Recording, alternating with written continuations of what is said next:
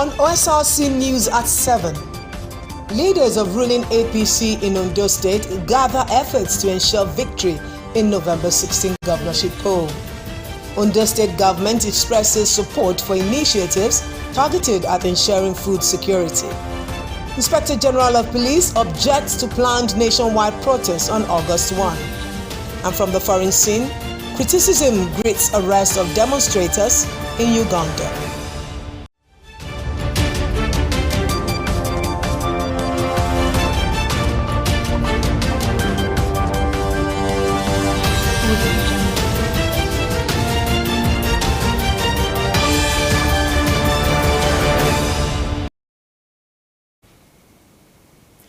Good evening and welcome. Thank you for joining us on the News at 7, coming to you live from Osrc TV.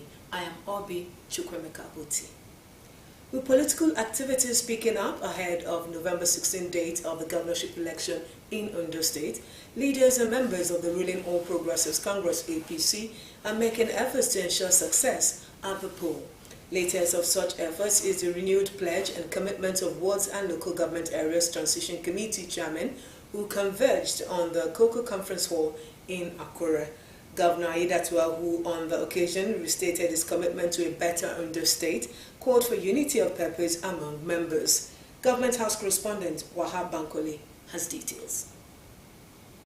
APC Ward and Local Government Areas Transition Committee chairmen came together to chart a way at ensuring the success of the party at the poll. The presence of the standard bearer and leader of the party, who is also the governor of the state, Lucky Aiyedatiwa, at the meeting was a testament to its importance. Chairman of the party, Ade Adetimenye, while stressing the need for overwhelming victory of the party, urged unity of purpose among members. You must work together like this. Yes. And that is what we are doing at the state level. The state chairman and the governor, we are like this. So, I want to plead, let us work together as one family. Governor Aiyedatiwa, who appreciated the people and charged them not to take chances towards ensuring the success of the party in November, promised inclusive and transparent governance at all levels. I beg you, please organize your ward, your ESCO first. And you are 26 to organize the whole ward. Please. And then the local government chairman too, party chairman. Please, and intervene, call your ward chairman and interrogate them, discuss with them.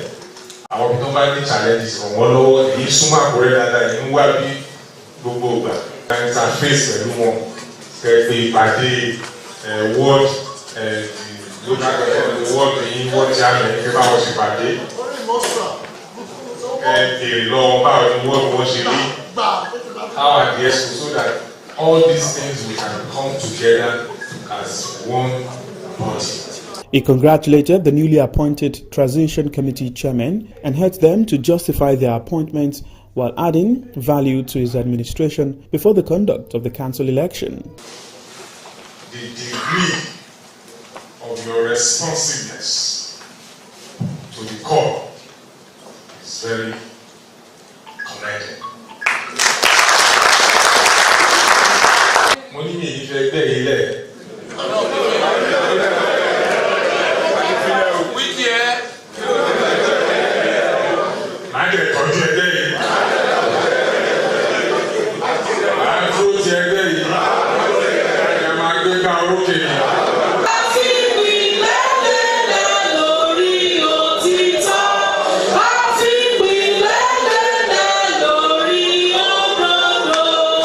Aiyedatiwa urged the new appointees to show loyalty and commitment while impacting the people positively. That report was covered by Government House correspondent Wahab Bankole, presented from our studios. The present administration will continue to support all initiatives towards making Ondo State a food basket of the nation. Governor Lucky Aiyedatiwa gave the assurance while addressing a group of Sunshine Youth Agricultural Association and Women in Agriculture during a food security interactions in Akure. Aiyedatiwa, represented by his deputy, Dr. Alaide Adelami, explained that the Ondo State is not only fighting hunger through distribution of food items, but consistent in its effort at ensuring food security.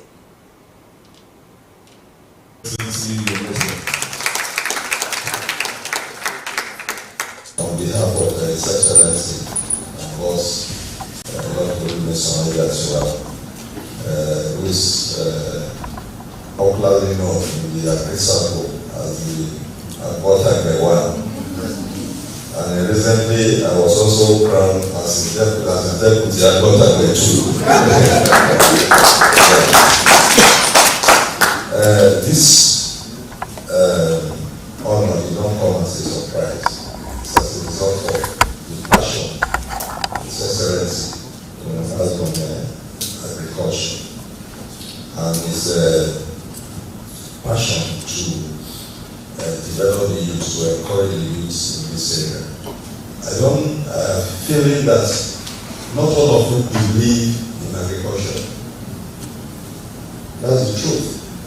And that's why in time past we see associations like this arrange themselves in a cooperative society only to have a force, a mouthpiece to other government or so that money will be released, to them. And most times this money is diverted. And I hope this solution will not be the same. But I said earlier that agriculture was successful because our forefathers who practiced agriculture at that time and successfully too, they have no alternative. They believe in it and they have passion for it. So today we are also talking of passion to the young folks. The program, which held at the Cocoa Conference Hall, was organized by the Ondo State Food Security Committee. Well, while the recent move by the federal government to establish a new Ministry of Livestock Development to address some of the challenges of the sector has been greeted with mixed reactions. While some Nigerians see it as an opportunity to rejig the whole livestock production system, others said it will create a necessary increase in government's expenses. Osrc's Joy Pius, who sampled the opinions of some respondents on the establishment in Akure, the state capital, now reports. The livestock sector is identified as a pillar of the global food system and a contributor to poverty reduction, food security, and agricultural development. According to the Food and Agricultural Organization (FAO), livestock contributes 40% of the global value of agricultural output, improve the livelihoods and survival of human populations, as well as provide nutritional security of about 1.3 billion people. The demand for livestock products is also increasing due to population growth, high income charging lifestyle, and fast urbanization, especially in developing countries. Over the years, Nigeria's livestock sector has faced different challenges hindering economic growth. As a step to redress the shortcomings, President Bola Tinubu announced the creation of a new Ministry of Livestock Development as part of efforts to improve meat and dairy production, particularly as a means towards resolving the lingering conflict between farmers and herders across the country. This decision has received commendations as well as criticisms from various quarters. While some viewed it as a political motivated decision aimed at appeasing specific interest groups, others see it as an attempt to address the root cause of livestock-related issues. A scholar from the Department of Animal Production and Health, School of Agriculture, Federal University of Technology, Akure, Professor Adebayo Abayomi, highlights the benefits of centralizing livestock development under a dedicated ministry and its impact in the agricultural sector of Nigeria. More attention will be focused on the livestock development. In the previous one, up to the present moment, we have the Ministry of Agriculture. Agriculture is not just farming alone. We have animal agriculture, we have plant or crop agriculture. So now having a dedicated Ministry of Livestock will definitely enhance the rapid development and enhance the potentialities that are already subsumed in the General Agriculture Ministry. Professor Abayomi also spoke on roles universities and research institutions should play in supporting the objectives of the ministry. In animal health industry, it will stimulate more research activities in the university system. And I bet you, if by the time the ministry comes into being fully, within the next couple of years, you will see a lot of innovations coming into the livestock industry in Nigeria. Other stakeholders recommended that good policies and initiatives be prioritized to promote sustainable livestock development in the country. If the creation of this ministry would allow greater focus and attention on other less developed value chains, because you have grass cutter farming, rabbit farming. These are small, areas in livestock production that have not got the prominence that they should get, and all of them are good sources of protein, and they also have great prospects of being foreign exchange earners apart from meeting our protein needs. So if there is more attention by the creation of this new ministry, yes, it is a positive development. But if it is for some other reasons, we are just adding to the countries overhead, which we say we are trying to cut down on. The truth is, some of us are very, pessimistic that why bringing out the department out of a ministry of the Ministry of Agriculture when you can fund it there and make it work. But it all depends on what the president said that some of us are not seeing. We'll wait to see how the military will function. Maybe the president has a special interest. It should not just be about this Fulani cattle roaming the street. It should be about a ministry that will actually work on livestock across the country. Regardless of the sides of the opinions, Nigerians are eager to see the new ministry achieving the aims of its establishment. Joy Pius, Osrc News. In a bid to ensure a swift and seamless administration of justice, the Ondo State Judiciary has launched a court management information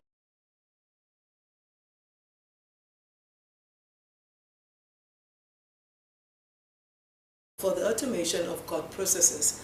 To this end, collection of profiles, process standardization and customization have been carried out, while capacity development for the Judiciary ICT team, registry staff and engagement of the bar have been accomplished. The development, according to the Chief Registrar, Ondo State Judiciary, Yetunde Ajanakumaku, will remove the red tapes clogging the wheel of justice administration in Ondo State. The Ibadan Electricity Distribution Company PLC, IBEDC, has finalized a substantial upgrade of its electricity infrastructure in the Songota area of Ogun State.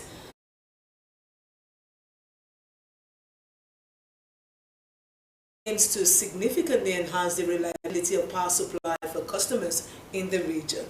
The upgrades are also tailored to meet growing electricity demands and ensure superior service for its customers. IBEDC emphasized that these improvements will enable them to effectively address the increasing energy needs in the area and deliver stable electricity supply to numerous communities. In the meantime, the federal government says it is set to localize the production of renewable technology through partnership with China-based Sinoma International Engineering Company. This formed the crux of discussions between Nigeria's Special Presidential Envoy on Climate Action, Ajirin Galale, and executive management of Sinoma International Engineering Company at its Beijing headquarters. Mr. Galale said the discussions harped on the importance of localized production to reduce reliance on imports and promote economic growth. The presidential aide hailed Sinoma's expertise in decarbonization of mining practices ecological support and restoration, as well as automation of manufacturing processes for carbon capture, utilization and storage, wind blades, and other technologies. Ngalale said the talks will boost Nigeria's renewable energy sector, create jobs, and reduce greenhouse gas emissions, aligning with country's climate action goals. You're watching Osrc News at 7. We'll go on this break. When we return, we'll serve you more stories. Don't go away.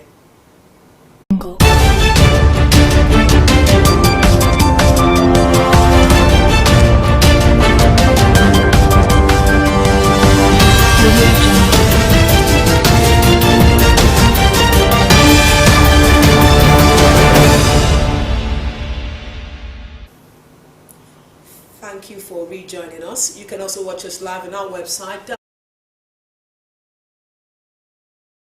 Facebook page at Osrc TV, and on YouTube you can subscribe to our channel Osrc TV Ondo. Moving on, the National Counter-Terrorism Center, Office of the National Security Advisor, says the government has resumed mass trials of terrorism suspects in the country.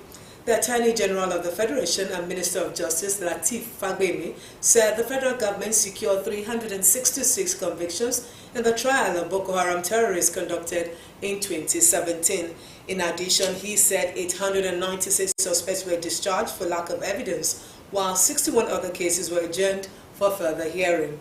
In December 2023, the federal government also secured the conviction of 4 Boko Haram financiers. More than 300 suspects are on trial, with 5 reputable judges manning the 5 courts and chambers set up for the speedy administration of justice on the ongoing trial in terrorism and other related cases in the country. Staying with security, the Inspector General of Police, Kayode Egbetokun, says Nigeria had yet to recover from the 2020 EndSARS protests, which resulted in the destruction of lives and properties across the country. He urged the citizens to jettison the proposed protest, adding that the police had the responsibility to protect the citizens and their properties. Speaking during a meeting with commissioners of police in Abuja, Egbetokun noted that the country has had its fair share of violent protests with unpleasant consequences. The IG added that the last EndSARS protest aggravated crime rates and insecurity in parts of the country. The IG stated that measures were in place to ensure that any hoodlums attempting to disguise themselves as protesters will be apprehended.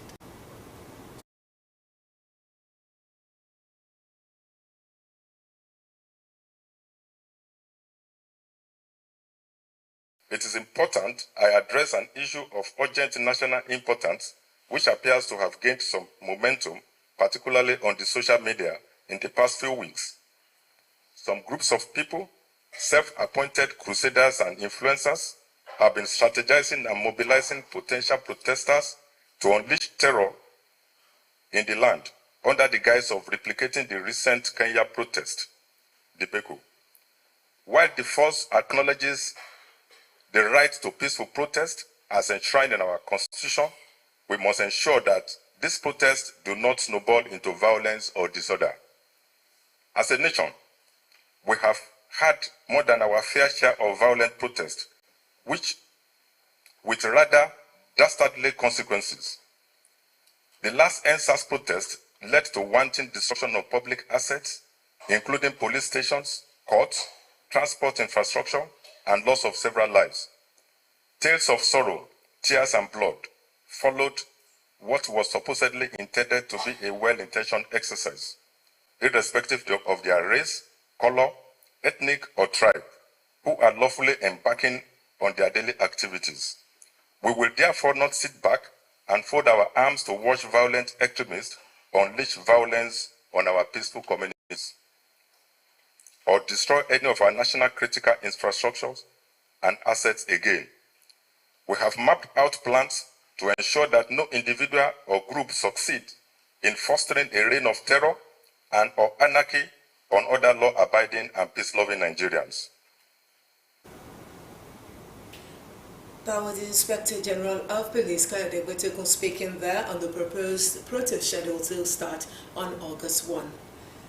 In another development outside Nigeria, dozens of people have been detained in the Ugandan capital Kampala after joining scattered anti-corruption protests in defiance of an official ban. Lawyers said around 60 people, including a prominent TV presenter and 3 young protest leaders, were hurriedly brought before courts and remanded in custody following a march on the country's parliament.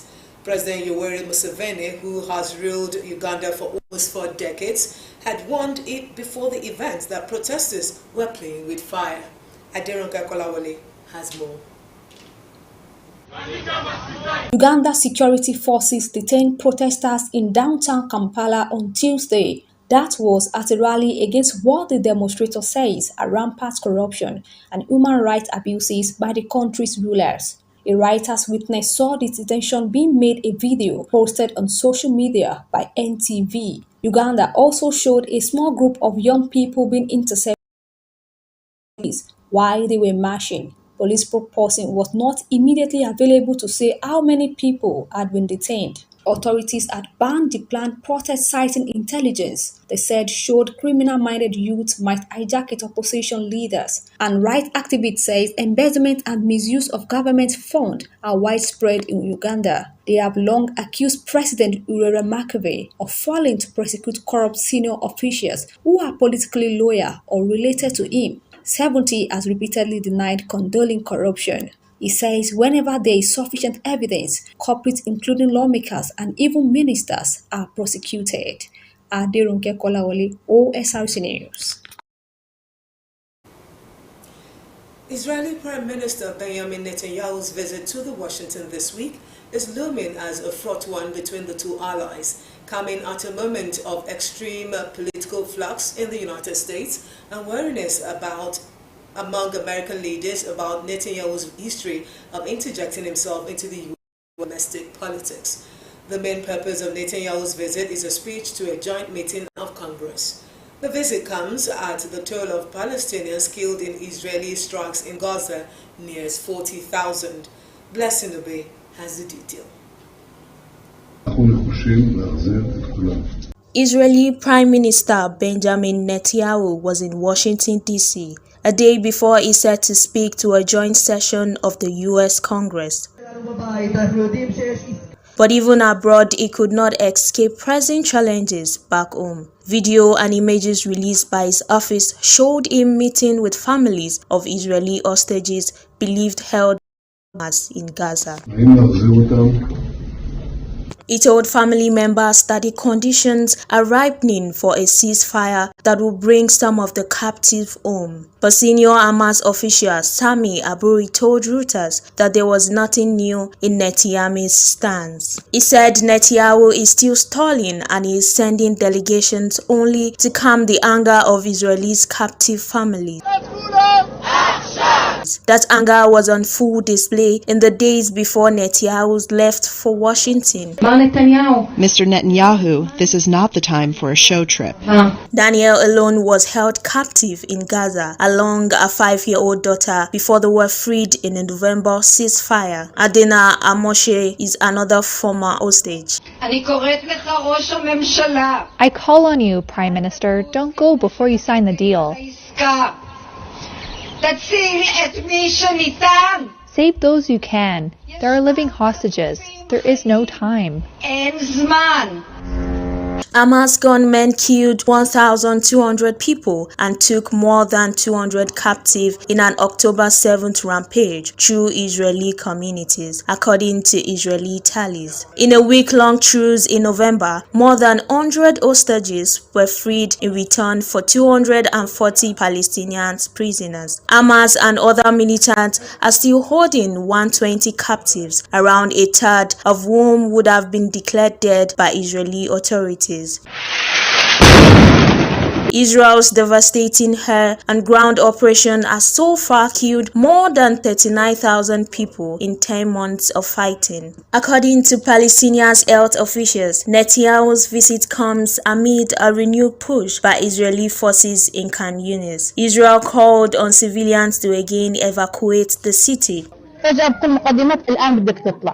Those forced out include Alim along with her family. She told Reuters they had to live without food, water, or essentials.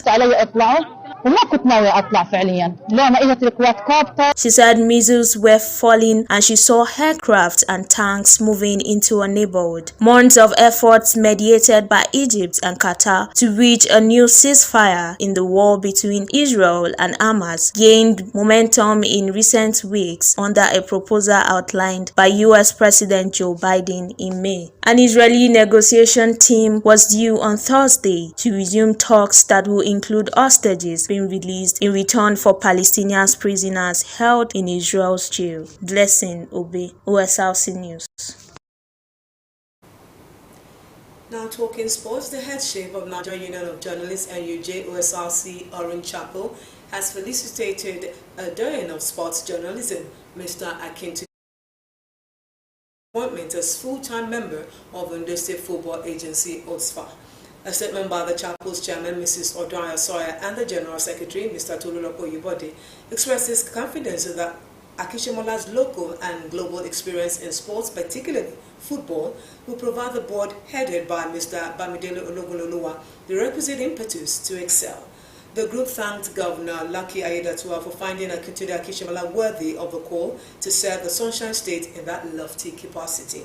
The union avows its unflinching support for the success of the agency and the aspiration of government on sports development to be achieved. As the Olympic Games draw near, sports personnel in Ondo State have expressed diverse opinions about the readiness of the nation's athletes. Concerns about training facilities and the heavy reliance on foreign-trained athletes are at the forefront of the discussions. Tosin Adebowale has more. With the Olympic Games approaching, Nigeria's preparation has sparked a range of emotion among sport enthusiasts across the nation. While many are delighted about the country's effort and prospect, there's a growing concern over the adequacy of the preparation for the Nigerian-based athletes. As the nation looks to replicate and surpass the glory of the previous Olympic outings, 87 competitors will represent Nigeria in 12 athletics events at the Paris 2024 Olympic Games, which begins on Friday. Athletics, swimming, table tennis, taekwondo, weightlifting, wrestling, badminton, boxing, canoeing, cycling, women basketball and football are among the sports offered. However, amid the optimism, there are murmurs of dissatisfaction from several people. Critics argue that the preparation has not been sufficient, particularly for athletes based in Nigeria. A sports administrator, Kayode Emmanuel, expressed unwavering confidence in the athletes, highlighting their determination as key. He also praised the government's proactive approach in ensuring that funds are readily available for athletes, enabling them to excel in Paris. The challenges of Nigerian athletes is always preparation. Many of our preparation is always late, and at the end of the day, we blame the actors. Who are the actors? The coaches and the players. A tennis coach, Oluwamayowa Sunday, stressed that Nigeria lacks necessary coordination as the federal government has failed to focus on grassroots sports development. He stressed the need to establish a talent identification program nationwide, as this will create a pipeline of talent for future Olympic Games. For that type of caliber of tournament or competition, is an international competition. See, preparation has to be, we should have started maybe a year ago to prepare the athletes, even not for this tournament, for the future, because this one will lead to the future. The general manager of Ondo State Sports Council, Mr. Sunday Fagite, revealed that the athletes will be fully motivated to excel at the Olympics as they are already camping in Germany. He also highlighted the social impact of sport, stating it offers a positive outlet for youth, disciplinary measures, teamwork and resilience essential for personal and community development. The government is trying now. Number one, they are in tour in Germany now. That is a training tour for the Olympics. So they are preparing now. I know all of the sport are in training tour now. Like